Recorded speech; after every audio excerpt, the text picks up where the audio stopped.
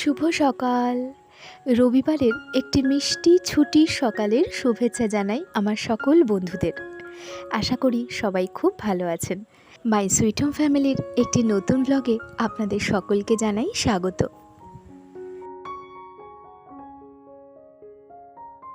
দেখতে দেখতে সময় কীরকম চলে যায় দেখুন। বেশ কিছুদিন আগেও ভাবছিলাম যে কবে গ্রীষ্মের ছুটিটা পড়বে, আর এখন দেখুন গ্রীষ্মের ছুটি প্রায় শেষের মুখে।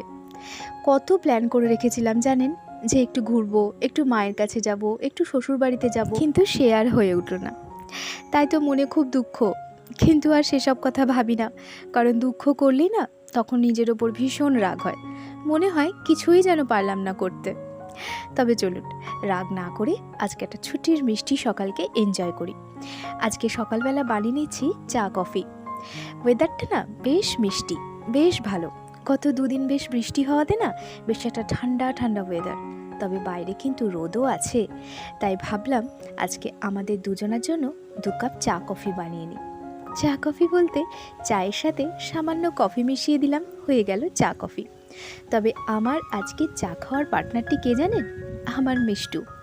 কারণ দেবাশিস আজকে ভীষণ ব্যস্ত, কারণ এই সপ্তাহের একটা দিনই বাজার দোকান করতে হয়, কারণ সারা সপ্তাহ তো অফিসের কাজে এতটুকুও বেরোতে পারে না। তাই এই রবিবারেই সারা সপ্তাহের বাজার হাট করে রাখা হয়, মাছ থেকে মাংস থেকে ইত্যাদি যাবতীয় যা কিছু লাগে। তাই আজকে দিনে তাকে আর আটকানো যায় না, আর ও একেতেই চা খেতে পছন্দ করে না। তাই সকাল সকাল একটু ছাতুর শরবত খেয়ে চলে গেছে বাজারে। আর এদিকে আমি আমার ছোট্ট বাগানে চলে এসেছি একটু কারি পাতা তুলবো বলে, কারণ সকালে সবার ইচ্ছে হয়েছে আজকে জলখাবারে খাবো চিড়ের পোলাও। তাই ভাবলাম একটু কারি পাতা তুলে নিয়ে আসি। আর আমার এই ফ্ল্যাটের এই ছোট্ট একটি কর্নারে এই বাগানটি আমার বড্ড প্রিয়। সারাদিনে যখনই সময় পাই তখনই একবার টুকুস করে এসে ওদের সাথে কথা বলে যাই। ভীষণ ভালো লাগে সবুজে ঘেরা প্রকৃতি, যেখানে লুকিয়ে আছে অনেক শান্তি। আর আমি মনে করি সবুজে ঘেরা শান্তি চিরস্থায়ী হয়, যা কখনো আপনাকে একাকিত্ব বোধ করতে দেয় না। আর সারাদিনে একবার একটু যত্ন করে যদি এত সুন্দর একটা শান্তি পাওয়া যায় বা তৃপ্তি পাওয়া যায়, তাহলে তো এই যত্ন আমি করতে চাই বারে বারে। চলুন কথা বলতে বলতে এদিকে চলে এসেছি রান্নাঘরে। সকালের টিফিনও সেরে নিয়েছি আর শুরু করে দিয়েছি দুপুরের রান্না। আজকে দুপুরে একটা স্পেশাল জিনিস বানাচ্ছি জানেন। বহুদিন থেকে ভেবে রেখেছি বানাবো, কিন্তু সময়ের সুযোগ কোনোটাই পাইনি। তাই আজকেই বানিয়ে নেব সেই রেসিপিটা, যার জন্য এতদিনের অপেক্ষা করে থাকা।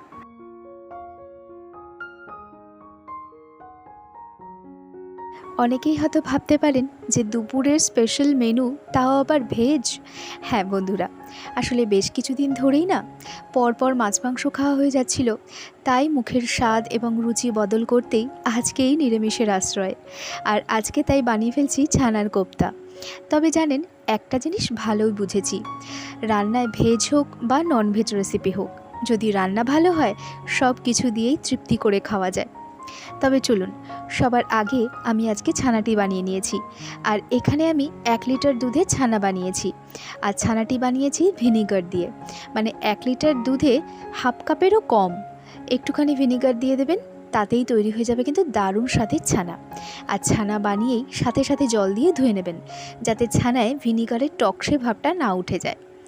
এরপর আমি ছানাটিকে নুন, হলুদ, লঙ্কার গুঁড়ো, সামান্য জিরের গুঁড়ো, একটু ঘি আর গরম মশলা দিয়ে ভালো করে মেখে নিয়েছি। আর হ্যাঁ বন্ধুরা, আমি কিন্তু এর সাথে 2 থেকে 3 চামচ মতন ময়দাও মিশিয়ে দিয়েছি, তা না হলে কিন্তু বাইন্ডিংটা ভালো হতো না। আর এই দেখুন ঠিক এই রকম আমি শেপ দিয়ে নিয়েছি, ঠিক এইভাবে। এই যে চলুন একে একে এইরকম করে কোপ্তাগুলো শেপ দিয়ে নিই সুন্দর করে। তারপর পালা হচ্ছে সুন্দর করে ভেজে নেওয়া।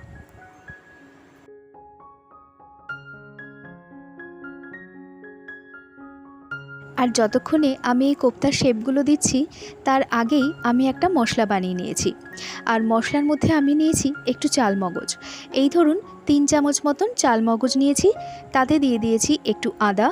এই ধরুন 1 ইঞ্চ মতন একটা আদার টুকরো, 2টো কাঁচা লঙ্কা, একটু সামান্য জিরের গুঁড়ো, আর দিয়ে দিয়েছি টক দই। আর টক দইয়ের মাপটা একটু বলে দিই, আমি এখানে টক দই নিয়েছি বড় চামচের 1.5 চামচ মতো। আর তার সাথে আমি দিয়ে দিয়েছি একটা মাঝারি সাইজের টমেটো। সবগুলো উপকরণ মিশিয়ে রেখেছি, একটা ফাঁকা সময় দেখে মিক্সড করে নেব। এবার আমি একে একে কোপ্তাগুলো ভেজে নেব। তার জন্য আমি একটু কড়াইতে রিফাইন্ড অয়েল দিয়ে দিয়েছি। হ্যাঁ বন্ধুরা, এই রান্নাটা কিন্তু পুরোটাই হবে সাদা তেলে। চলুন তবে কড়াইতে আমি এখানে কিছুটা সাদা তেল দিয়ে নিয়েছি। তেলটা একটু গরম হলেই একে একে আমি কোপ্তাগুলো ভেজে নেব। বছরখানেক আগে আমাদের ফ্ল্যাটে একজনের গৃহপ্রবেশ ছিল, আর সেখানে এই দুপুরে লাঞ্চের মেনুতে ছানার কোপ্তাকারি একটা মেনু ছিল। দারুণ হয়েছিল জানেন, অপূর্ব হয়েছিল খেতে। আমি খুব একটা বেশি নিরামিষ রান্নার মানে এই ছানার কোপ্তার রেসিপি অনুষ্ঠান বাড়িতে খাই না, কেননা হয় বেশিরভাগ ক্ষেত্রেই আমি দেখেছি অসম্ভব তেল মশলায় রান্না করা হয়, তো আমি সেটাকে স্কিপ করি। কিন্তু ওই অনুষ্ঠানে ছানার কোপ্তাটা অসাধারণ হয়েছিল খেতে। তা আজকে আমিও বানাচ্ছি, দেখা যাক কিরম হয়। এই প্রথম চেষ্টা করছি, আশা রাখছি ভালোই হবে স্বাদ। আর এদিকে একটা একটা করে আমি ভাজছি, আর পাশে কিন্তু আমার মিষ্টু এসে দাঁড়িয়ে আছে। এই এক হয় জানেন তো, ঘরে যখনই কোনো পাকোড়া কিছু ভাজা হয় তার ভেজে শেষ করতে পারি না জানেন, তার আগেই সকলে মিলে পুরো ঝাঁপিয়ে পড়ে ওই পাকোড়ার ওপর। অবশেষে দেখা যায় যতগুলো ভাজবো বলে নিয়েছিলাম তার অর্ধেকের বেশি খাওয়া হয়ে গেছে।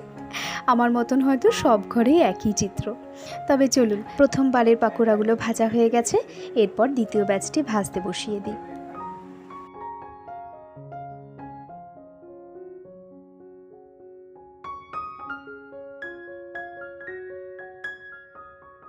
ব্যাস বসিয়ে দিয়েছি ভাজতে, এগুলো ভাজা হলেই হয়ে যাবে। আর ওই যে বললাম উপকরণগুলো আমি মিশিয়ে রেখে দিয়েছি, অবশেষে একখানি টমেটো দিয়ে তারপরে চলুন মিক্সিতে ভালো করে পেস্ট করে নিই।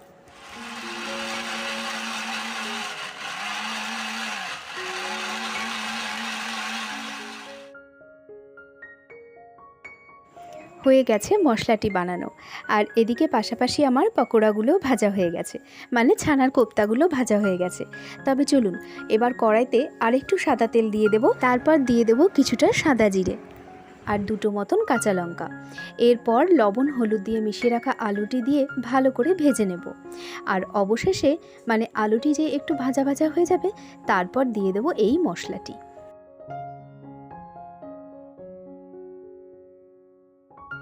এরপর সামান্য একটু গরম জল দিয়ে মশলাটি একটু ভালো করে কষিয়ে নেব। আর এই মশলা কষানোর সময় গ্যাসের ফ্লেমটি কিন্তু থাকবে মাঝ বরাবর, কেননা খুব বেশি হাই ফ্লেমে মশলা যদি ভাজা হয় তাহলে তা ভাজার থেকে পুড়ে যাবে সবার আগে, আর পুড়ে গেলে কিন্তু একেবারেই তরকারির স্বাদটি নষ্ট হয়ে যাবে। তবে চলুন এর সাথে আরেকটু গরম জল মিশিয়ে দিলাম, আর পাশাপাশি আমি মিশিয়ে দিয়েছি একটু গরম মশলার গুঁড়ো, আর তাতে দিয়ে দিয়েছি স্বাদ মতন একটু লবণ আর মিষ্টি। এরপর প্রত্যেকটি উপকরণ ভালোভাবে মিশিয়ে কষতে দেব বেশ কিছুক্ষণ।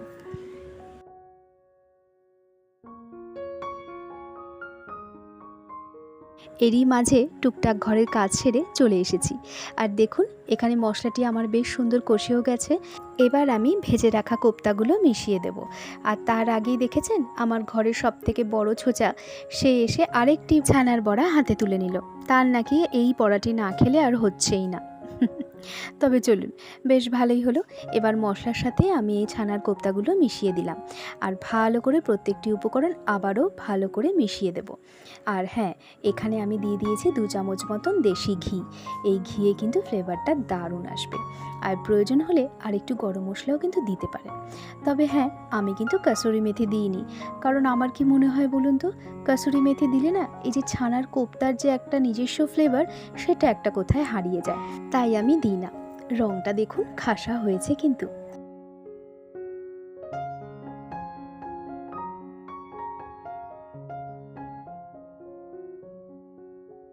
আর এদিকে এক কাণ্ড হয়েছে দেখায়। এই দেখুন, সকালে দেখলাম না বেশ রোদ, হঠাৎ করে মুষলধারে বৃষ্টি শুরু। তবে আকাশ পরিষ্কার, খুব একটা বেশি বৃষ্টি হবে না, এই ধরুন কিছুক্ষণ থাকবে তারপরে আবার রোদ উঠবে।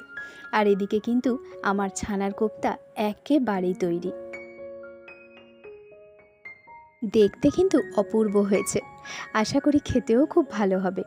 এই দেখুন অবশেষে একেবারে ঘরোয়া পদ্ধতিতে তৈরি ছানার কোপ্তাকারি। আপনারাও কিন্তু ঠিক এইভাবে বানিয়ে দেখবেন, আর খেয়ে দেখবেন অসাধারণ একটা রেসিপি। এটি ভাতের সাথে বলুন, পোলাওয়ের সাথে বা ফ্রাইড রাইসের সাথেও কিন্তু দারুণ লাগবে। তবে চলুন, এদিকে তো আমার রান্না কমপ্লিট, এরপর টুকটাক কিছু কাজ সেরে বসবো লাঞ্চে। তবে চলুন এরই সাথে আজকে আমি ভিডিওটা এ পর্যন্তই রাখি। আশা করি আজকে আমার এই নিরামিষ ছানার রেসিপিটা আপনাদের ভীষণ ভালো লেগেছে। আর যদি ভালো লেগে থাকে তাহলে আমাকে কিন্তু অবশ্যই জানাবেন। তবে চলুন আজকের মতন ভিডিওটা এ পর্যন্তই রাখি। খুব শিগগির আসছি আরেকটা নতুন ভিডিও নিয়ে, আর একটা সুন্দর রেসিপি নিয়ে। সবাই ভালো থাকবেন, সুস্থ থাকবেন, আর পাশে থাকবেন মাই সুইট হোম ফ্যামিলির।